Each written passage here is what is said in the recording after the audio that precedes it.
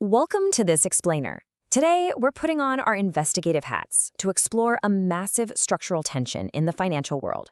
It's called the SRO dilemma, managing conflicts of interest in financial exchanges. So, let me ask you a question.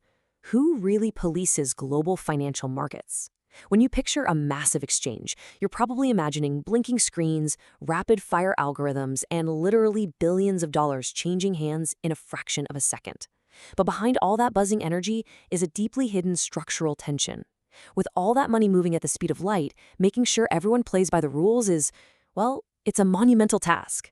You might assume there's some giant, independent government agency watching every single trade in real time. But the reality? It's way more complicated than that, and it totally challenges how we think these massive financial hubs are regulated. Okay, let's dive into Section 1, the SRO dilemma. We're peeling back the layers of market oversight.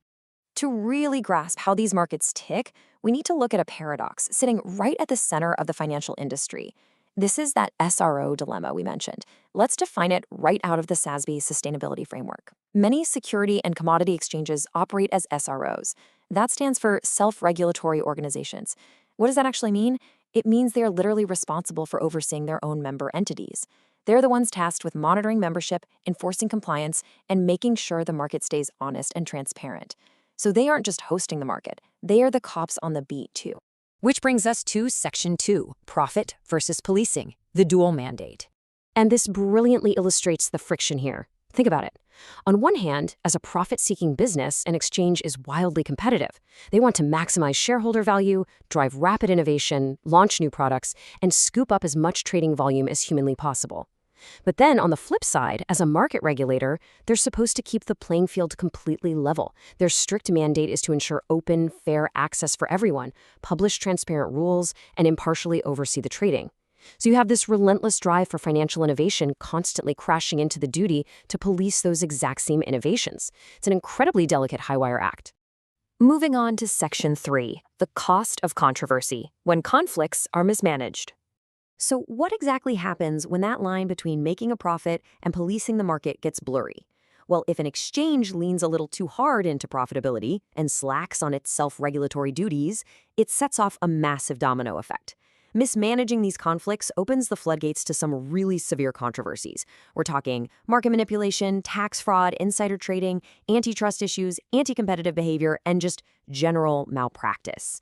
These aren't just theoretical what-ifs. These are historical realities that have severely shaken investor confidence and threatened the very core of capital markets.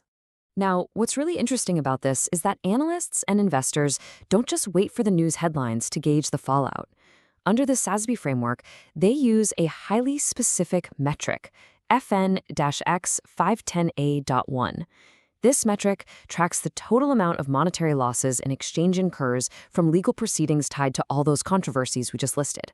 It literally puts a hard, cold financial number on the cost of mismanaged conflicts. And where do those losses come from? A few different legal arenas. Exchanges have to report losses from civil actions, like massive legal settlements, regulatory proceedings, which means penalties, disgorgement, or restitution, and of course, criminal actions and judgments. And here's a detail you absolutely cannot miss. The standards state that these staggering figures actually exclude the entity's own legal defense fees. No way, right? That means the true financial drain on the exchange and its shareholders is actually way, way higher than just the headline penalty number. Let's look at Section 4, Tracking Market Integrity, how exchanges manage the conflict.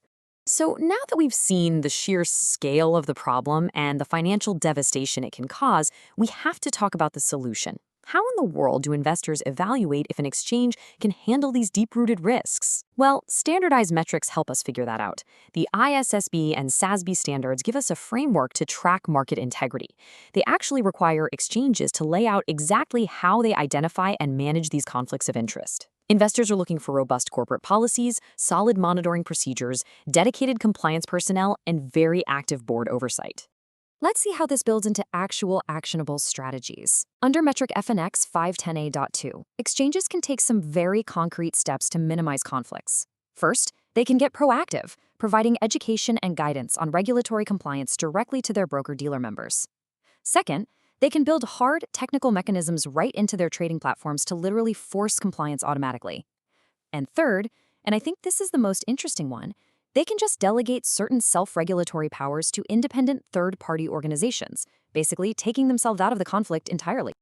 So, the absolute crucial point here is summed up perfectly by this quote straight from the standard. Entities that effectively discourage fraudulent or unethical activities may preserve market integrity, limit reputational damage, and ensure long-term sustainable growth. That really ties this whole explainer together. Managing these conflicts isn't just about dodging regulatory fines. It is fundamentally about protecting shareholder value and making sure the exchange itself can survive in the long run. Which leaves us with this final, lingering question to think about. In the relentless pursuit of profit and rapid financial innovation, can an exchange truly police itself? As we've seen today, the frameworks definitely exist to manage the conflict, but it takes constant vigilance, totally transparent reporting, and a real commitment to market integrity to balance out that massive drive for revenue. It's a delicate balancing act, for sure, and one that remains at the absolute core of our global financial system. Thanks for joining me for this explainer.